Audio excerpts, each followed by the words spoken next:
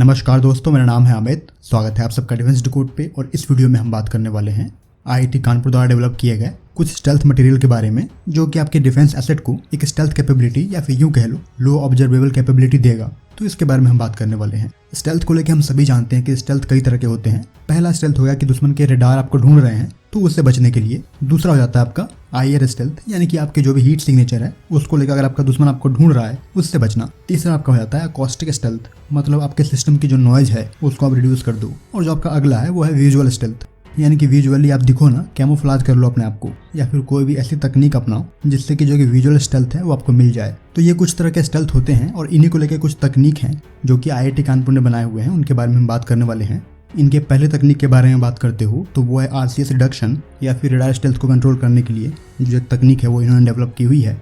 और इनकी ये तकनीक इस्तेमाल करती है मेटा मटेरियल का, या फिर आप यूँ कह लो जो स्ट्रक्चर्ड मटेरियल है उनका इस्तेमाल करते हैं।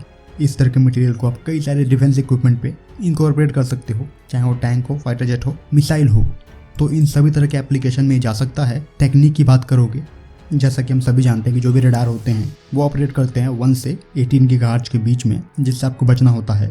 और उसी को लेकर इन्होंने ये टेक्निक डेवलप की हुई है जो कि फ्लेक्सिबल मेटा मटेरियल तकनीक है। और इस टेक्नोलॉजी को बनाने के लिए इन्होंने क्या किया है, जो आपके पॉलीएथिलीन टेराफ्थलेट होते हैं यानी कि पीईटी होते हैं, उनकी बॉन्डिंग की हुई है पॉलीडाइमिथाइल साइलोक्सेन से यानी कि पीडीएमएस से। और इन दोनों को इन्फ्यूज करके जो एक पैटर्न है वो बनाया गया है इस मटेरियल का। सो इस तरह की टेक्नोलॉजी से यहाँ पे आईआईटी कानपुर का मानना है कि ये सी, एक्स और केयू बैंड की फ्रीक्वेंसी को आसानी से सप्रेस कर सकता है, जबकि ये जो मटेरियल है इनका वो किसी भी तरह के सर्फेस पे फ्लेक्सिबली रैप किया जा सकता है। थिकनेस यहाँ पे 2 mm से नीचे है और ये लाइट वेट है। तो इसको लेकर ऐसे अपडेट हैं कि ये ऑलरेडी इंडस्ट्रियल प्रोडक्शन के लिए जाने वाले हैं। नेक्स्ट टेक्नोलॉजी की बात करोगे तो वो है इंफ्रारेड मेटा मटेरियल एब्जॉर्बर। इस तरह के मेटा मटेरियल को आईआईटी कानपुर ने बनाया है उन सभी ऑब्जेक्ट पे लगाने के लिए जो कि हीट रेडिएट करते हैं। हम सभी जानते हैं कि जो हीट का रेडिएशन होता है वो वाइडली डिपेंड करता है उस मटेरियल पे जहाँ से हीट जनरेट हो रही है, मतलब उस मटेरियल की जो एमिसिविटी है वो कितनी है। और हीट के जो रेडिएशन होते हैं वो पर्टिकुलर बैंड में हो रहे होते हैं, और उसी को देखते हुए जो भी आपके एटीजीएम होते हैं उनमें MWIR या फिर LWIR यानी कि मीडियम वेवलेंथ IR सीकर या फिर लॉन्ग वेवलेंथ IR सीकर, तो ये 2 तरह के सीकर बनाए जाते हैं क्योंकि आमतौर पे जो भी हॉट बॉडी होती है वो इस रेंज में ज़्यादा रेडिएट करती है। तो यहाँ पे आईआईटी कानपुर ने क्या किया है, इनका जो ये मेटा मटेरियल बनाया है इन्होंने, ये जिस भी ऑब्जेक्ट पे लगाएंगे वो ऑब्जेक्ट इस बैंड में रेडिएट करना बंद कर देगा, मतलब वो इस बैंड में रेडिएट करेगा ही नहीं। और इस बैंड में रेडिएट नहीं करेगा तो एक तरह की जो मास्किंग है वो हो जाएगी और आपके होने का जो पता है वो चल नहीं पाएगा। ऐसे सीकर को जो कि LWIR या फिर MWIR के लिए बनाए गए हैं।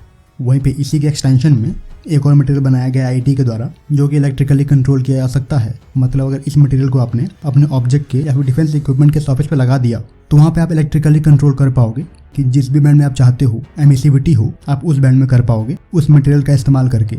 अगले तकनीक की बात करते हो तो वो एक स्क्रीन प्रिंटेड टेक्सटाइल एब्जॉर्बर है। जैसा कि हम सभी जानते हैं कि जो भी आपके टैंक होते हैं उनको आप कवर करते हो कैमोफ्लेज से, तो यहाँ पे उन कैमोफ्लेज कवर के लिए आईआईटी कानपुर ने ये जो मटेरियल है वो डेवलप किया है, जिसको आप उन कपड़ों पे प्रिंट कर सकते हो जो कि एक कंडक्टिव इंक के फॉर्म में होंगे ये प्रिंट। और इस तरह के प्रिंट के हो जाने के बाद जो आपका फैब्रिक है वो तकरीबन 90% जो वेव हैं जो कि आपकी तरफ आ रही होंगी 8 से लेकर 18 गीगाहर्ट्ज के बीच में, तो ये उनको एब्जॉर्व कर लेंगे। तो इस तरह के प्रिंटेबल स्टेल्थ तकनीक की वजह से इनको आप इनकॉर्पोरेट कर सकते हो। जो भी आपके सोल्जर्स हैं उनके यूनिफॉर्म पे भी प्रिंट कर सकते हो इनको, जिससे कि क्या होगा कि जो भी आपके एनिमी हैं अगर वो सैटेलाइट से आपको ट्रैक कर रहे हैं तो उनको जो आपके सोल्जर्स हैं वो दिखेंगे ही नहीं। तो यहाँ पे DRDO के रिक्वायरमेंट की बात करते हो रेडार एब्जॉर्बेंट कोटिंग को लेके, तो DRDO के यहाँ पे रिक्वायरमेंट ऐसी है कि S, C, X और KU बैंड की जो भी फ्रिक्वेंसी है उनका जो ऑब्जॉर्प्शन है वो 90% तक होना चाहिए जो भी आप मटेरियल डेवलप कर रहे हो। और इस स्पेसिफिकेशन को आईआईटी कानपुर ने पूरा किया है क्योंकि आईआईटी कानपुर के इस प्रोजेक्ट को DRDO ने फंड किया था। और वैसे जो भी आपके आईआर मेटा मटेरियल हैं उनको भी DRDO ने फंड किया था डेवलप करने के लिए, और जो भी पैरामीटर रिक्वायर्ड थे वो पूरे किए गए हैं। यहाँ पे अभी फिलहाल आईआईटी कानपुर इन दोनों तरह के मटेरियल को एक में ही जैम इन करना चाह रही है, मतलब एक लेयर से जो भी आपके आईआर हैं और जो भी आपके रडार सिग्नेचर हैं उन दोनों को सप्रेस किया जा सके। तो अभी उस तरह की टेक्निक पे काम चल रहा है कि उन दोनों को ही एक में फ्यूज कर दिया जाए। वहीं पे इस तरह के मटेरियल को एक लार्ज स्केल में डेवलप करने की जो प्लानिंग है वो चल रही है ताकि वो एक बड़े एरिया को कैमोफ्लेज कर सकें। तो ये थे आईआईटी कानपुर द्वारा बनाए गए कुछ स्टेल्थ टेक्नोलॉजी। DRDO की स्टेल्थ टेक्नोलॉजी पे किसी और वीडियो में बात करेंगे जो कि AMC के लिए बनाया गया है।